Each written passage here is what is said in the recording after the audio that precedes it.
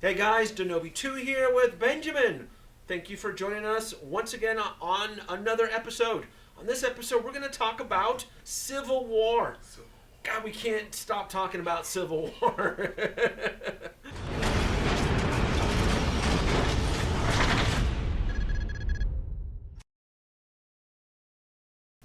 All right, Benjamin, I love the movie.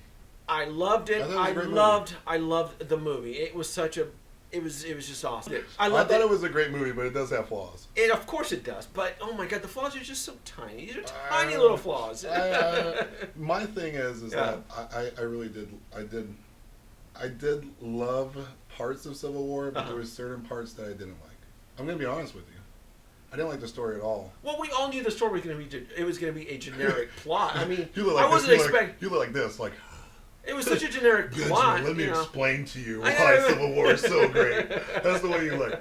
Okay, the You story know. to me was mediocre at best. Yes. I didn't really feel like there was anything really surprising until the end. Oh, we should probably talk about this is a spoiler-rich zone.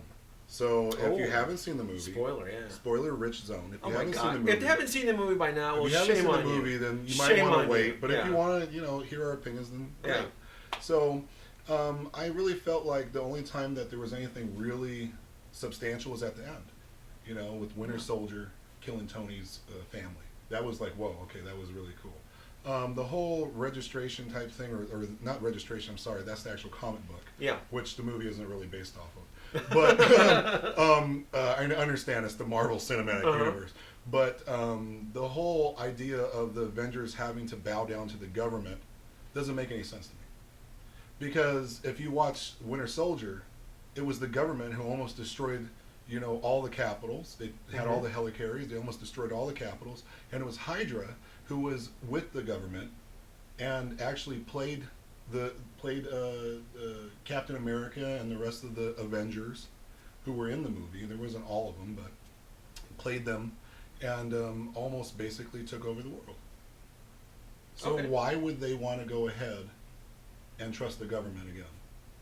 Well, the whole idea of signing them up, remember, it was for them to take responsibility because it was somewhat to put a leash on them because these are superheroes who are, in a sense, out of control. They're doing whatever they want to do. They They're saved the destroying- world. They saved the world, in but New they're York. also destroying They property. saved too. the Yeah. world Yeah. in Age of Ultron. Yeah. They saved the world in Winter Soldier. Yeah, they do. They save the world, but they also. But we it's the talked property about this. damage. Yeah, we it's talked the about property this. If they damage. really want to go ahead and Yeah. go after anybody, they should go after Tony. Because Tony's responsible for Iron Man. I'm sorry. Tony's responsible for Ultron. Tony Stark is the politician. He's the one. Tony's the one who kills everybody, and then he gets away with it. He does, yeah. And then they try to go ahead and blame Captain America and the rest of the Avengers for it. Tony decided to go ahead and fight Hulk Okay, in the city. That. He could have let Hulk go. True. He didn't have to fight him. Very well true. He could have let him go. But then he'd kill all those people in the city. That plot hole doesn't bug me as much as Tony creates Ultron. He does. That's fine. But but he takes responsibility in this one, doesn't he? He's the one that spearheaded the movie because he's tired of being blamed for everything. So he is the one. He hasn't been blamed until this movie. This is the first time he's ever been blamed for anything. Well, remember in Iron Man 3, he was going through that post-traumatic but that was his own. That was his own thing, man. That was his own. That was his own thing. And when he encounters that one lady in the elevator, where her son died and so forth, it opens up his eyes. It's responsibility. It didn't take thousands of people when the city, was breaking apart in Age of Ultron for him to figure out that he killed a bunch of people. It took one woman with a photo for him to go, "Oh, you're right. I feel guilty now." That still didn't bug me. That was brought up on multiple occasions. Yeah. That doesn't bug me as much as Captain America defending and protecting a well-known assassin. That to me is probably the biggest plot hole that bugs me. I agree with you on that. That whole bromance thing, that. that's the one thing that probably bugs me the most about the whole movie. I agree with you on that. Yeah. I can go there with you. Yeah. And I agree with you. I think that there's a certain part where Captain America has to kind of just step back and say, hey, look, you've done all this bad stuff, and eventually you're going to have to own up to it. Yes. And that's just what it has to be. So that's the part of the movie that really kind of bugs me, and I brought this up, is the whole bromance between Cap and Bucky. I don't care if you grew up with him in Brooklyn or whatever. That's bullshit. He is a trained, well-known assassin throughout the decades, and the fact that he's kicking his friends to the curb, he's kicking Tony to the curb and everybody to protect a known killer, that just does not make any sense. Well, yeah, I agree with you, but I think what really was more disturbing than that was the romance with Captain America and Agent Carter's granddaughter. Yeah, that was creepy. That was creepy, dude. Like, I was getting with your grandma back in World War II, yo. Yeah. And now I'm gonna get with you. Yeah, I was looking to like, I was like, whoa, man. On that one, I would say ignorance is bliss. I would I remember I talked to a lot of people and they're like, oh, well, it is what it is. I was just like, well, that was freaking weird, dude. Yeah, that was just kind of gross. That was, it was just like, I don't know. I got with your mom in World War II and now with your granddaughter. That was pretty real. How about Black Panther? I love the guy. Black Panther was awesome. Okay, Black Panther was okay. He was awesome. Let's get this straight. I think it's a great movie. I still don't think that it's the best Marvel movie ever made. I actually think that Winter Soldier is a better movie. I've had people tell me that. I'm going to tell you why, because it has a better story. And that's what it really comes down to. This movie, in general. And it beats Avengers, the first Avengers? Because the first Avengers is pretty damn good, too. I don't think that it beats the first Avengers, either. I don't think it does. I'm going to throw it out there. Because, at the end of the day, this movie was hailed as it was going to take the MCU, the Marvel Cinematic Universe, and turn it upside down on its head. Yeah. If you know anything about comic books and Civil War, spoiler again, Captain America dies in the comic book. Yes. Okay? So anybody who knows about comic books, and I know there's going to be people out there, well, this isn't a comic book, this is a movie. Yeah. I get that. Yeah. But then why call it Civil War? Why go ahead and call it? Because I'll tell you why. It's to get comic book people to go, whoa, hold on a second, they're making Civil War. That's like one of the top-selling comic books of all times, right? So you expect somebody to die in it, and most likely you expect Captain America to die. I expected somebody to die. Nobody died. I didn't expect Crossbones. Yeah. And about 19 minutes in the movie, Crossbones dies. Marvel's never been good with the villains. We all know that. Yeah. Crossbones was really cool. Crossbones had promise. Yeah. And when he kind of showed up, it was like, whoa, yeah, that's cool and everything like that. And then 19 minutes went by, and all of a sudden he's dead. And I was like, whoa, And then, he's a villain. Villains don't last very long in the Marvel Cinematic Universe. But Red Skull. And again, I'm just talking about we're talking about plot holes and we're talking about issues that I had with the movie because I thought it was a great movie, but I don't think it's the best movie. After seeing the movie, it was such a breath of fresh air just because Age of Ultron really wasn't that great of a movie. I think in comparison to Age of Ultron, this is what Age of Ultron should have been. This is what Age of Ultron should have been. Age of if anybody knows anything about Ultron is like the villain. Like he's like Thanos stature. Yeah, so he's there. Yeah, so after sitting through Age of Ultron and kind of seeing such a weak story, this was such a breath of fresh air. It really made up for that. It really did such a better job. Let's talk about the positives. Yeah. Let's talk about the positives. Okay? Oh, Spider-Man is the biggest positive about this movie. Spider-Man. Oh. You know what? I liked Spider-Man, but I actually like Black Panther more. Black Panther was pretty cool. I did like Black Panther. Yeah, it was portrayed really, really well. I felt like, exactly. Just exactly what you said. I felt like he was portrayed better than Spider-Man, in a sense. I felt like I had more of a, I don't know, it was like more of a connection. But for me, it's like I don't know. I just really like Black Panther. I'm not saying that I hate Spider-Man. Spider-Man was off the hook. Oh, Spider-Man was just off the hook. It was just phenomenal. Yeah. But you know what? This movie was really, to me, it felt like it was a beat 'em up with the Avengers. The Avengers beat each other up, and they introduced Black Panther and Spider-Man. And at the end of the day, there was nothing that was done that was basically earth-shattering. And they moved on to another movie. We did get to meet Spider-Man, and they showed him.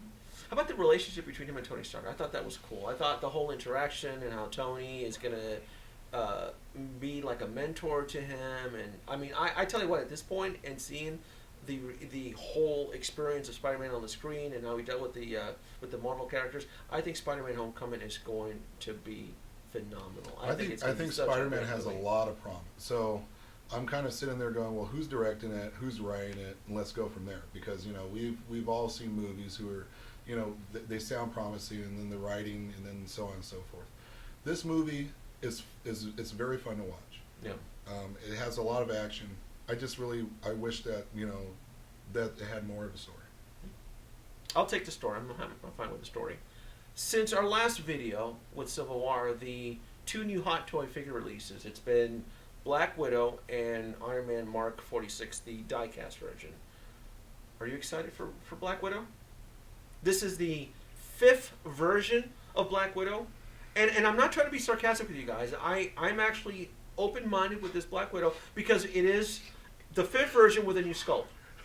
It is, right? I mean... Oh, man. I'm not getting it, but it looks great. You know what? It looks good.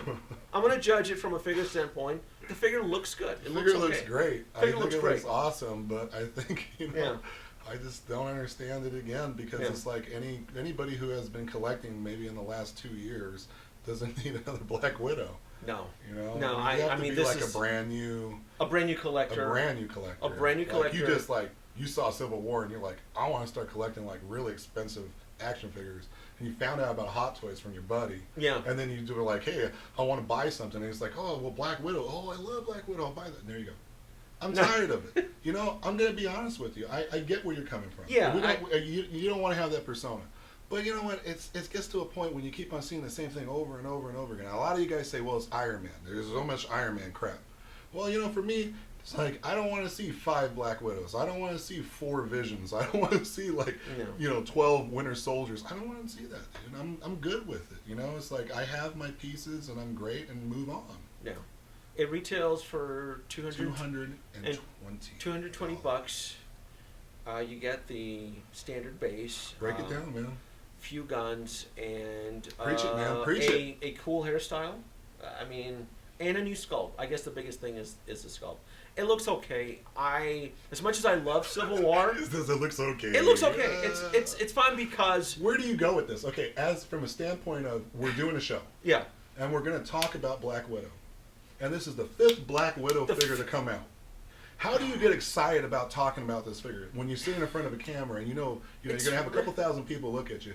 How are you going to be excited to say that this is really hard? It's really hard. I really am trying to defend it because I love the movie. We've had this problem numerous times already. I'm not collecting her. Are you collecting her? Let's move on. I'm not collecting the Black Widow from Civil War. No. There's other, and only because there's other cooler figures that are associated with the film. You know what? Look, if you really want this Black Widow figure and you have 5 of them and you have 4 of them and you want the 5th one, hey, great.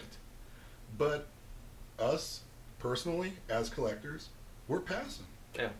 We don't like it. I'm saving my pennies for the die-cast Mark 46 because the suit performed great. Great. Yeah. And War Machine, you're going to be oh my God, the War Machine. Oh man, it looked, it was good. It was good. It just looked great. The suits looked great. What did you think about Ant-Man's suit? It looked okay. I didn't like it. It looked okay. If I was going to buy Ant-Man, I wouldn't buy the Civil War one. I would buy the retro. I probably would buy the first version, yeah. It looked okay. I did not get the first version. I actually purposely skipped the first version of Ant-Man so I can get this one. But so I will be buying this one. He's going all Civil War. I'm going all Civil War, but I'm not doing the clones. I'm not getting Hawkeye. I'm not getting Black Widow. I don't care for Scarlet Witch. Yeah. Somebody left a comment. Yeah. And said, "Would we still stand by our picks?" Oh, absolutely. I am still content with the picks. I would change my top number 1 was Spider-Man, and my second was Black Panther. I would switch Black Panther to number 1, take Spider-Man, put him to number 2. I'm still happy with my picks from the last. I'm changing. Yeah. The Spider-Man figure, it's not that I hate Spider-Man, guys. No. It's just that I really like Black Panther. I liked it a little bit more. So. Yeah, he really did perform really well. Civil War. Okay. What do you give it? 1 out of 10. 10 being the best mind-boggling movie ever seen. I'm going to give it a 9. To me, 10 still goes to the first Avengers because that's the movie that got me into collecting on toys. That's the one that made me fall in love. With the whole Marvel Cinematic Universe, even though I was still Widow. And Black Widow and Hawkeye and everybody, Thor, Hulk, and everybody. So a 9. Okay, cool. I give it an 8.5. Yeah, I give it a 9, guys. It's really good. And we're going to keep talking about the figures and everything that's going to be associated with Civil War because Marvel Cinematic Universe just keeps getting bigger and bigger, and it's going to keep on growing. Oh, it's going to be out of control. Ant-Man coming out. Yeah. The most recent one is going to be Doctor Strange. Doctor Strange, yeah. Yeah, so get ready for that. If you're a big Doctor Strange fan, then woo, go get him.